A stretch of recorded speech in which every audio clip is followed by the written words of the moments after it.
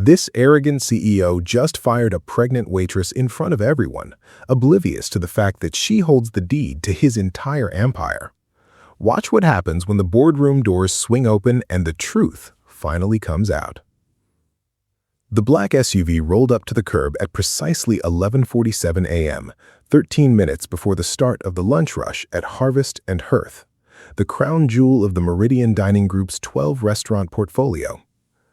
The driver barely had time to shift into park before the rear door swung open and Mark Calloway stepped out, already talking into his phone, his Italian Oxfords clicking against the brick sidewalk with the particular rhythm of a man who considered every room a stage and every entrance an audition for the role of protagonist.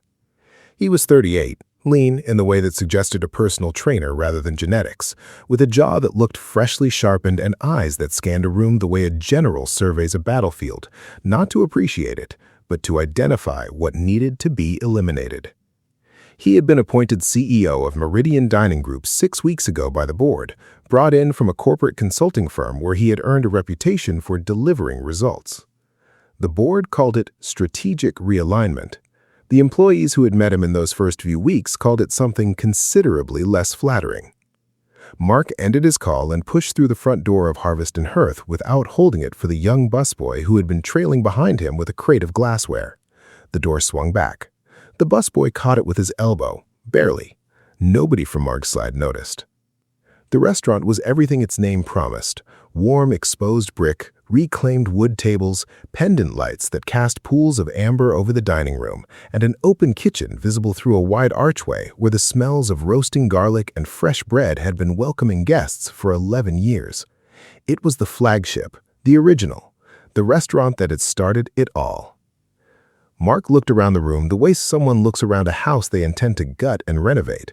He pulled out a leather-bound notebook and began writing before he had even spoken to a single person on staff. Sarah Okafor had been on her feet since 7 that morning. At 34 weeks pregnant, that was not a small thing, but she moved through the dining room with a practiced ease that came from years of learning every creak of the floorboards, every blind spot in the service flow, every table that needed an extra bread basket before the guests thought to ask for one. She knew this restaurant the way some people know a beloved childhood home, intimately, instinctively, with a kind of love that was difficult to articulate but impossible to fake.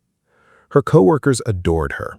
The kitchen staff, Darius on the grill, May on pastry, Jorge, who had been expediting for 9 years, called her Sunny, a nickname she had earned not because she was relentlessly cheerful, but because her presence in a difficult service somehow made everything feel more manageable.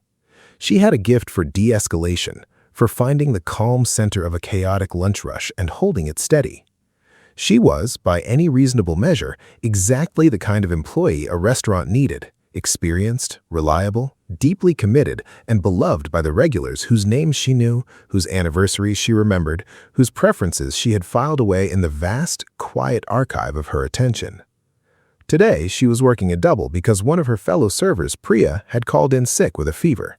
She had agreed without hesitation. That was simply who she was.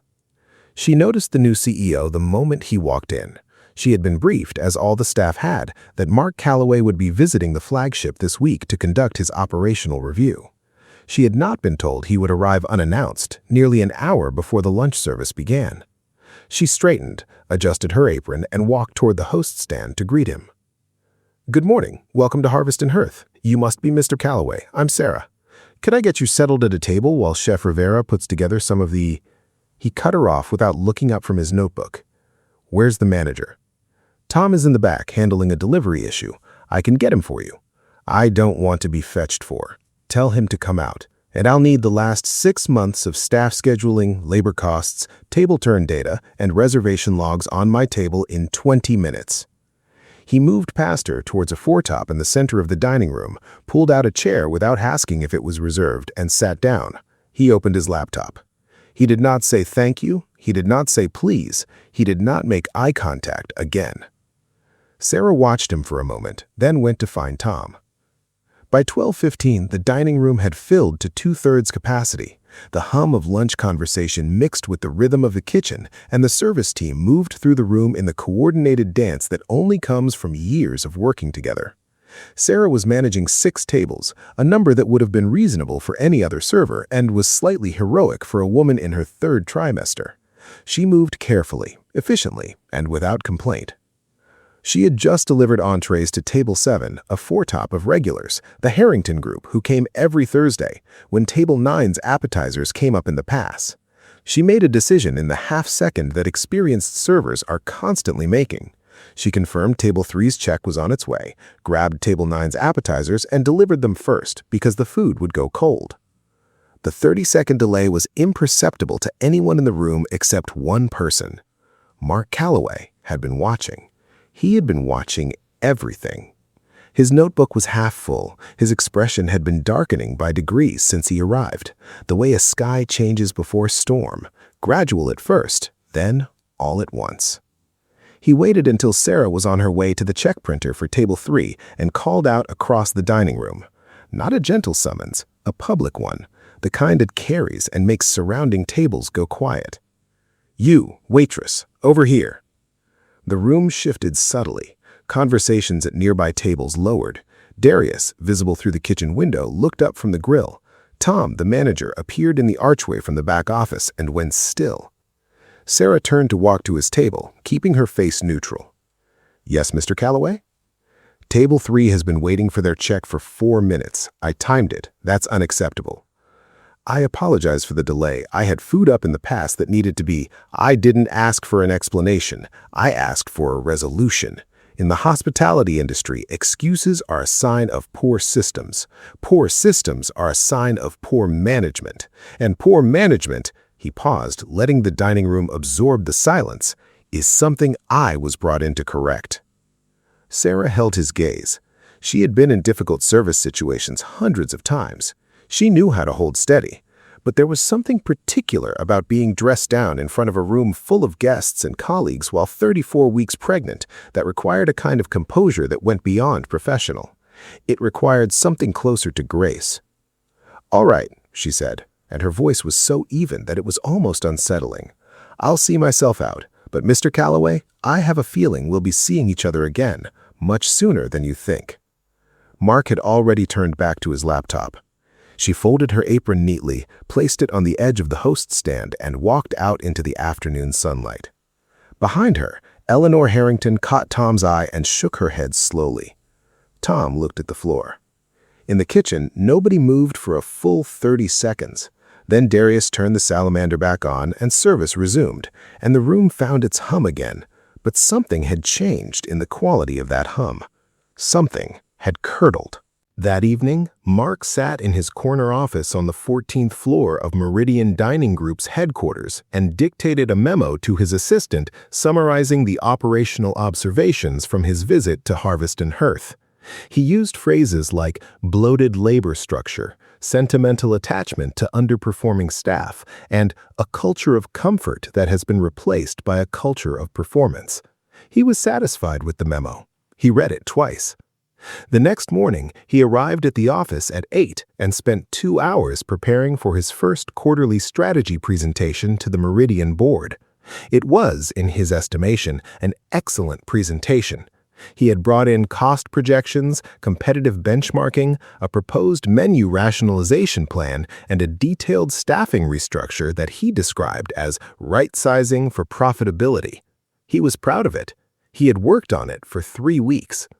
He also took a moment while his coffee was being brought in to tell his deputy, a cautious man named Philip, about the server he had let go the previous day. Pregnant, moving at half speed, costing the floor efficiency. These are the kinds of decisions that separate strong leadership from sentiment. You want to build a high-performance organization? You can't afford passengers. Philip nodded in the way that people nod when they are deeply uncomfortable and have decided that nodding is safer than speaking. He excused himself shortly afterward. By 10 a.m., the boardroom had filled. 8 members around the long table, their tablets open, their expressions carefully neutral in the way of people who have learned to reveal very little in professional settings. Mark noticed that the chair at the far end of the table, the one that traditionally sat empty, reserved for the majority shareholder who had never once attended a board meeting in the 18 months since Meridian's last CEO had retired, was still empty. He made a note to ask Philip, who had been handling the majority shareholders' communications. The absenteeism was, in his view, a governance problem that needed addressing. At 10:08, the boardroom door opened. Mark looked up from his presentation clicker. Then he looked again, because sometimes the mind refuses in the first fraction of a second to process what the eyes are reporting. The woman who walked through the door was dressed in a charcoal blazer and a cream silk blouse, her hair pulled back in the kind of understated updo that requires real skill to look that effortless. She moved with the quiet authority of someone who has spent years practicing the art of entering rooms without announcing herself. She was carrying a leather portfolio. She looked calm. She looked rested. She looked exactly like the pregnant waitress he had fired the previous afternoon. Because she was. Sarah Okafor set her portfolio on the table, pulled out the chair at the head of the room, and sat down. She looked at the board members, each of whom, she noticed, wore the particular expression of people watching a situation they knew was coming but had agreed not to warn anyone about. And then she looked at Mark. He had gone the color of old parchment. "Good morning," she said pleasantly. "I believe we were scheduled for 10 a.m. Nobody spoke for a moment. Then Walter Huang, the board's lead independent director, cleared his throat. "Good morning, Sarah. We were just waiting for you." Mark found his voice somewhere underneath the avalanche of information his brain was currently trying to process. How are you?" He stopped, started again. "What is this?" Sarah opened her portfolio and laid several documents on the table, sliding them efficiently toward the center so all the board members could see. Corporate filings, trust documentation, ownership transfer papers bearing the Meridian Dining Group letterhead dated 11 years ago, signed by the company's original founders and countersigned by a name that Mark, had he done any meaningful due diligence before accepting his position, would have recognized immediately. Sarah A. Okafor, majority shareholder and beneficial owner, 63% equity stake. She said, "My name is Sarah Okafor. I founded Harvest and Hearth 11 years ago with $40,000, a leased commercial kitchen, and a menu I wrote on a napkin. I grew it into a group of 12 restaurants over a decade. 3 years ago, I brought in a professional management team so I could step back and focus on some personal things." She paused, touched her rounded belly briefly, a gesture so natural it was almost invisible. "I retained majority ownership throughout. The board knows this. The legal team knows this. The only person in this company who apparently did not bother to find out was the person hired to run it." The silence was complete. Even the ventilation system seemed to be holding its breath. Mark's mouth opened, closed. The restaurant. Yesterday, you were working a shift." "Yes." Sarah folded her hands on the table. "I do that occasionally. I find it's the most reliable way to understand what's actually happening in a business versus what the reports say is happening. My staff don't know who I am. They know me as Sarah, a server who picks up extra shifts sometimes, keeps me honest, keeps the information clean." She let that settle. "Last week, I started receiving reports from my operations director about some of the preliminary changes being proposed by the new leadership. Reduction in benefits, staffing cuts targeted specifically at senior employees with higher wages, a memo about eliminating passengers." Her voice did not change in temperature. It stayed exactly the same. "I decided to see for myself." Mark set down his presentation clicker. He seemed to be arriving, slowly, at the full understanding of what had happened, not just yesterday, not just this morning, but across the entire arc of his brief tenure. Every decision he had made, every memo he had dictated, every person he had dismissed literally and figuratively was suddenly visible to him from a completely different angle, and the view was not flattering. I can explain. You fired a pregnant employee in front of a dining room full of guests and colleagues. You cited her pregnancy as a performance liability. You made no inquiry about her medical status, her accommodation needs, or her employment history. You acted in the space of 30 minutes in a restaurant you had visited exactly once with the level of certainty about a situation you did not understand.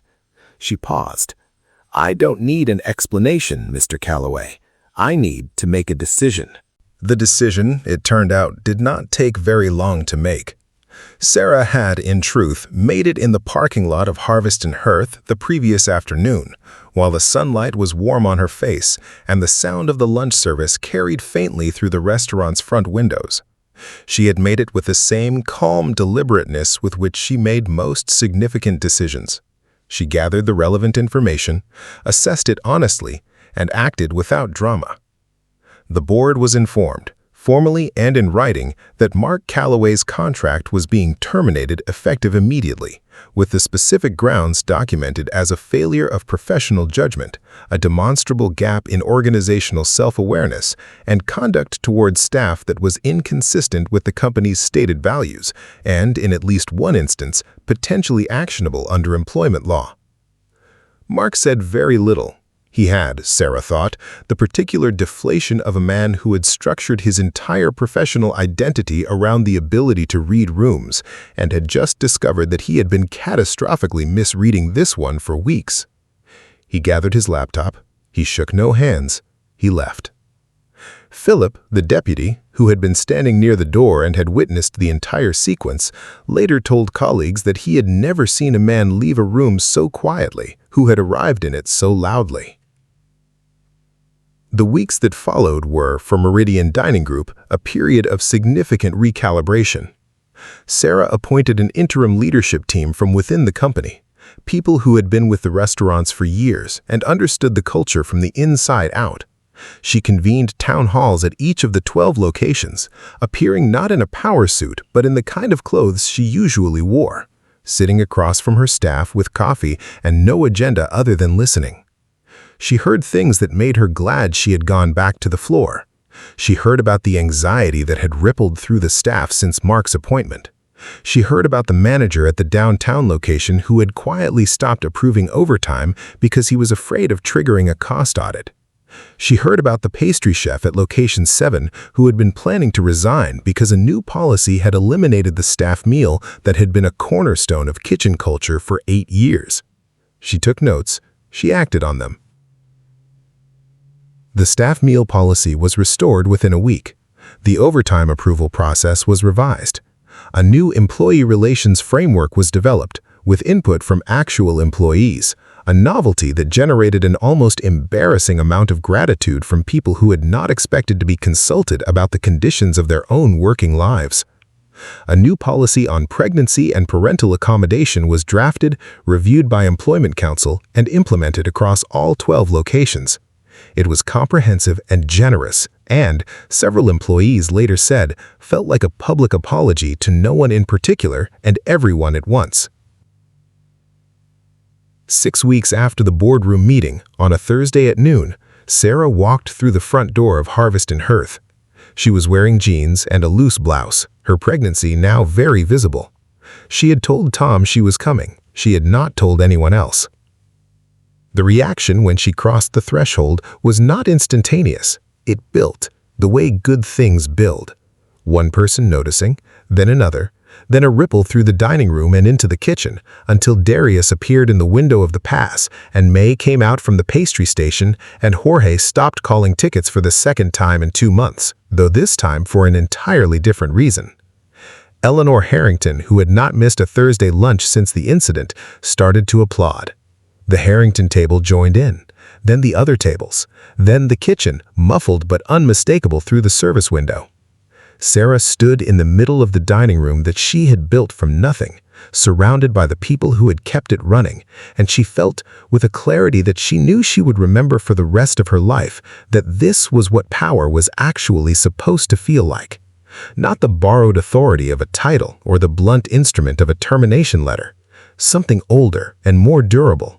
The particular power that comes from being known and trusted and worthy of both. She pulled out a chair. Tom brought her coffee without being asked. May appeared with a small plate of pastries. "You should have told us," Darius said from the pass, and his voice was equal parts reproach and affection. "Would you have acted differently if I had?" he asked. He thought about it for a long moment. "No," he admitted. "Then this is better," she said simply. "This way I know it's real." Service resumed. The room filled. The pastries were, as they always were, exceptional, and in the way that restaurants have of absorbing and metabolizing the human dramas that play out within them, the proposals and the breakups, the business deals and the birthday celebrations, the quiet griefs and the expected joys. Harvest and Hearth settled back into its rhythm, carrying within it the memory of what had happened and the understanding of what had been learned. Outside, the city moved through its ordinary Thursday. Inside, everything felt, for a moment, exactly as it should.